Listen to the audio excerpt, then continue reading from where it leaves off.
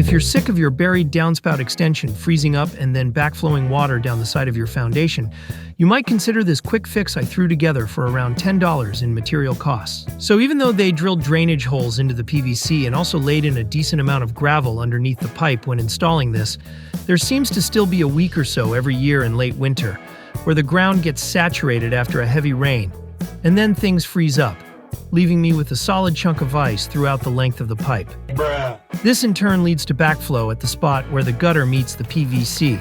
You can see here I'm out in the middle of a freezing rainstorm and have placed all my old accordion-style gutter extensions around the pipe in an attempt to collect at least a portion of this water and get it away from the house. If you look closely at this inspection photo on the left, you can see the previous homeowners completely neglected the grading on this side of the house. And even after adding all this topsoil, it's still super important that I do everything I can to get the water away from the foundation. That's a nish.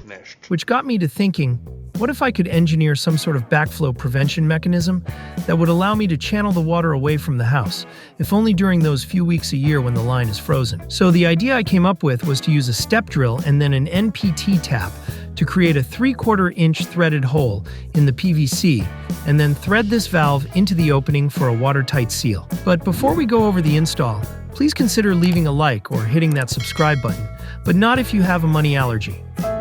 I know there are probably a few people out there allergic to money who absolutely hate this channel. So if you suffer from a chronic money allergy, or if your seasonal money allergies are at all beginning to flare up, do not, I repeat, do not hit that subscribe button.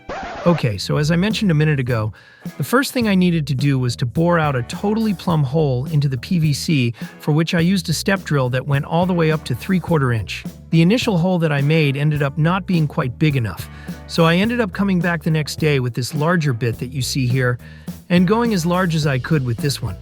With the diameter of the hole just smaller than that of the valve threading, it was time to crank in our NPT tap and create some threads. Unfortunately, we got a few more hours of freezing rain at this point, so I had to come back around 5 p.m. or so.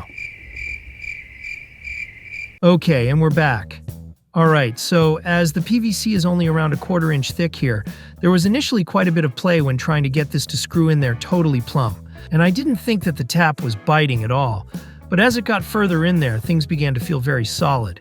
And if you look close, you can see we probably only ended up with about 1.5 threads or so in there. Now at this point, as I didn't really have much plumber's tape left for the threads, and we were running out of daylight, I decided to just dry fit the valve and call it a day. Which brings us to a very sunny day 3 of our project. Apologies for the camera quality here. And all we have left is to wrap some plumber's tape on our valve, screw it in there, intentionally clog up our buried downspout, and then spray some water up into the gutter in order to recreate the backflow.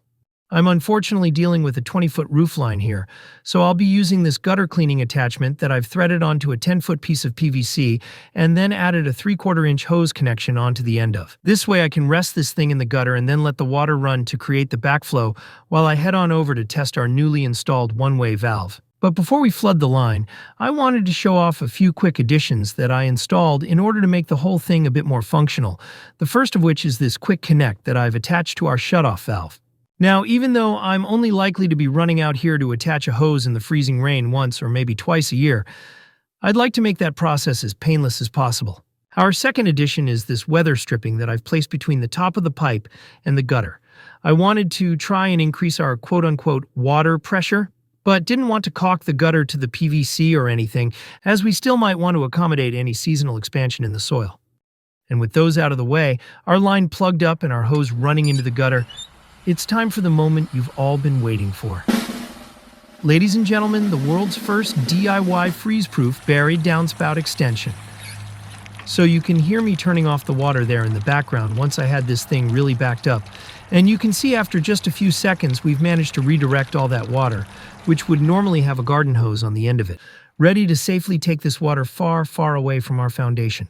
And just to see how the flow rate might look with a lighter rain, I turned the hose back on, and this time am releasing our valve right before it starts to back up. And as we can see here, it seems to be capable of handling at least a full hose worth of rainwater just fine.